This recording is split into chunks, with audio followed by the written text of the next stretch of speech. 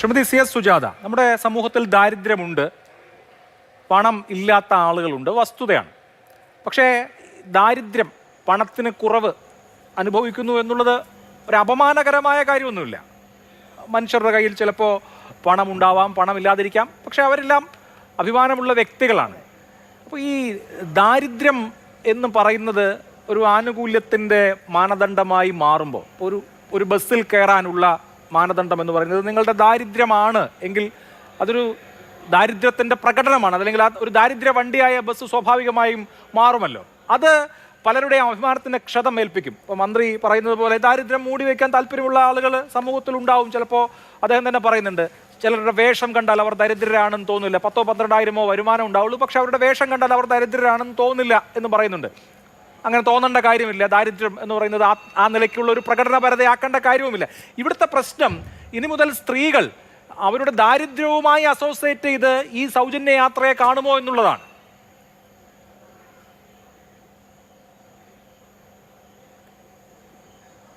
ഒരിക്കലും അങ്ങനെ കഴിയില്ല. ഇപ്പോൾ അതിന് മുമ്പ് ഞാൻ എനിക്കൊരു മറുപടി ഉണ്ടായിരുന്നു. അതായത് സോയ ടീച്ചർ സംസാരിച്ചപ്പോൾ മഹാഭൂരിപക്ഷം വരുന്ന ആളുകളും സ്വാശ്രയ വിദ്യാഭ്യാസത്തെയൊക്കെ ആശ്രയിക്കുന്നുണ്ട് എന്ന് സൂചിപ്പിക്കേണ്ടായി. അത് അഭിലാഷ് കറക്റ്റ് ചെയ്തു. അതായത് 60% വരുന്ന വിദ്യാർത്ഥികൾ പൊതുവിദ്യാലയത്തെയാണ് ഉപയോഗിക്കുന്നത്. പൊതുവിദ്യാഭ്യാസ മേഖല കൈവരിച്ച നേട്ടത്തെ നമ്മൾ അഭിമാനത്തോടെയാണ് കാണുന്നത്. ടീച്ചർക്കറിയാം, ഇന്ത്യയിൽ പ്രീ ഡിഗ്രിയും ഡിഗ്രിയും പോസ്റ്റ് ഗ്രാജുവേഷനും കഴിഞ്ഞ പെൺകുട്ടികൾ ഏറ്റവും കൂടുതലുള്ളത് കേരളത്തിലാണ്. അത് പൊതുവിദ്യാലയം നൽകിയ സംഭാവനയുടെ കൂടെ ഫലമായിട്ടാണ് ഈ ഒരു നേട്ടത്തിലേക്ക് നമുക്ക് എത്താൻ സാധിച്ചത്. പൊതു ആരോഗ്യം, ഇന്ത്യയിൽ ഇപ്പോൾ സ്ത്രീകളുടെ ആയുർദൈർഘ്യം എടുത്തു നോക്കിയാൽ നമ്മളാണ് 1ാം സ്ഥാനത്ത്. സ്ത്രീ പുരുഷ അനുപാതം എടുത്തു നോക്കിയാൽ കേരളത്തിലെ സ്ത്രീകളാണ് 1ാം സ്ഥാനത്ത്. അത് പൊതു ആരോഗ്യ രംഗത്ത് കേരളം കൈവരിച്ച അഭിമാനകരമായ നേട്ടത്തിൻ്റെ ഫലമായിട്ടാണ്. പൊതുവിതരണ സമ്പ്രദായം ഇന്ത്യയിൽ ഏറ്റവും ശക്തമായിട്ടുള്ള സംസ്ഥാനം കേരളമാണ്. അപ്പോൾ പൊതുവിദ്യാഭ്യാസവും പൊതു ആരോഗ്യവും പൊതുവിതരണ സമ്പ്രദായവും ഒക്കെ ശക്തമായി നമ്മുടെ കേരളത്തിൽ വന്നു. അത് കേരളം കൈവരിച്ച നേട്ടമാണെന്ന് എനിക്കും നിങ്ങൾക്കുമെല്ലാം നന്നായി തന്നെ അറിയാം. അപ്പോൾ അതിൻ്റെയൊക്കെ കൂടി ഒരു മാറ്റം നമ്മുടെ സംസ്ഥാനത്ത് നമുക്ക് ഉണ്ടാക്കിയെടുക്കാൻ സാധിച്ചിട്ടുണ്ട്. ഇവിടെ സൂചിപ്പിച്ച പോലെ ഈ പ്രിയദർശിനി പദ്ധതി അല്ലെങ്കിൽ സൗജന്യമായിട്ടുള്ള സ്ത്രീകളുടെ യാത്ര അത് UDF പ്രഖ്യാപിച്ചു. ഗവൺമെൻറ് അത് ഇംപ്ലിമെൻ്റ് ചെയ്തപ്പോൾ വളരെ പരിമിതമായിട്ടുള്ള ബസ്സുകളിലാണ് അവരത് പ്രഖ്യാപിച്ചിട്ടുള്ളത്. അത് സ്ത്രീകൾ ഉപയോഗിക്കുന്നു. അതുകൊണ്ട് പബ്ലിക് ട്രാൻസ്പോർട്ട് സിസ്റ്റം യൂസ് ചെയ്തതിനെ നമ്മൾ അഭിനന്ദിക്കുകയാണ് വേണ്ടത്. ശ്രീ അനു ടീച്ചർ ഇവിടെ സൂചിപ്പിച്ചു. പൊതുഗതാഗത സംവിധാനം സ്ത്രീകൾ ഉപയോഗിക്കുന്നതിനെ നമ്മൾ പ്രോത്സാഹിപ്പിക്കേണ്ട ഒരു സ്ഥലത്താണ് ആദരണീയനായ ഒരു മന്ത്രിയുടെ നാവിൽ നിന്ന് ഇത്തരമൊരു അല്ലെങ്കിൽ ഇത്തരം ഒരു പരാമർശം വരുന്നത്. അത് സ്ത്രീകളുടെ ആത്മാഭിമാനത്തിന് അങ്ങേയറ്റം മുറിവേറ്റിട്ടുണ്ട്. അതിനെ എത്ര ന്യായീകരിക്കാൻ ശ്രമിച്ചാലും അത് കേരളത്തിൽ എന്നല്ല രാജ്യത്ത് വിലപ്പോക തന്നെ ചെയ്യില്ല. കാരണം ഇപ്പോൾ സ്ത്രീ യാത്ര ചെയ്യാൻ പോകുമ്പോൾ മന്ത്രി പറഞ്ഞല്ലോ, തെള്ളിക്കയറി ബസ്സിൽ യാത്ര ചെയ്യാനാണോ നീ വരുന്നത് എന്ന് ആലോചിച്ച് നോക്കേ. പ്രിയദർശിനി ബസ്സിലേക്ക് യാത്ര ചെയ്യാൻ പോകുന്ന ഒരു സ്ത്രീയുടെ മാനസികാവസ്ഥ നിങ്ങൾ ചിന്തിച്ച് നോക്കിയേ.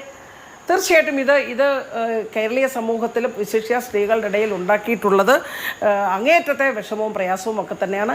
സ്ത്രീയുടെ ആത്മാഭിമാനത്തിന് മുറിവേറ്റിട്ടുള്ള ഈ സ്റ്റേറ്റ്മെൻറ്റിൽ നിന്നും മന്ത്രി പിന്മാറുകയാണ് വേണ്ടത്. മന്ത്രി കേരളീയ സമൂഹത്തോട് മാപ്പ് പറയുക തന്നെ വേണം എന്നാണ് എൻ്റെ അഭിപ്രായം. പിന്നെ സ്ത്രീകളുടെ ഈ സാമ്പത്തികവുമായി ബന്ധപ്പെട്ട കാര്യം നോക്കിയാൽ പഴയ സ്ത്രീയല്ല ഇന്നത്തെ സ്ത്രീ. പഴയതിൽ നിന്ന് കേരളത്തിലെ സ്ത്രീ ബഹുദൂരം മുന്നോട്ട് പോകുന്നു.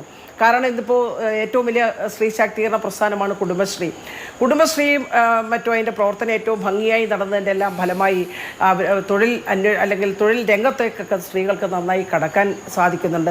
വലിയ മാറ്റം കേരളീയ സമൂഹത്തിൽ വരികയും ചെയ്യുന്നുണ്ട്. അപ്പോൾ സ്ത്രീയെ നമ്മൾ ഏറ്റവും മോശപ്പെട്ടവളായി, അവൾ ഒന്നിനും കൊളരുതാത്തവളായി, അവൾ ഈ ദാരിദ്ര്യം പേറുന്ന സ്ത്രീ, അവളിങ്ങനെ എല്ലായിടവും തിരക്കി പോകുന്നു എന്നുള്ള മോശപ്പെട്ട പരാമർശം അദ്ദേഹത്തെ പോലെയുള്ള ഒരാളുടെ നാവിൽ നിന്ന് എങ്ങനെ വന്നു എന്ന് ഞാൻ ആലോചിക്കുകയാണ്.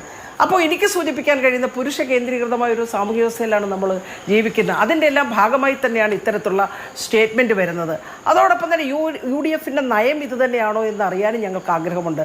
അതായത് ഈ ബസ് ഇൻട്രൊഡ്യൂസ് ചെയ്ത സമയത്ത് ബഹുമാനപ്പെട്ട മുഖ്യമന്ത്രി പറഞ്ഞ പരാമർശം അനു ടീച്ചർ ഇവിടെ സൂചിപ്പിക്കേണ്ടായി. അതിൽ നിന്നെല്ലാം തികച്ചും വ്യത്യസ്തമായിട്ടാണ് ഈ മന്ത്രി ഈ രൂപത്തിലുള്ള സ്റ്റേറ്റ്മെൻറ്റ് നടത്തുന്നത്.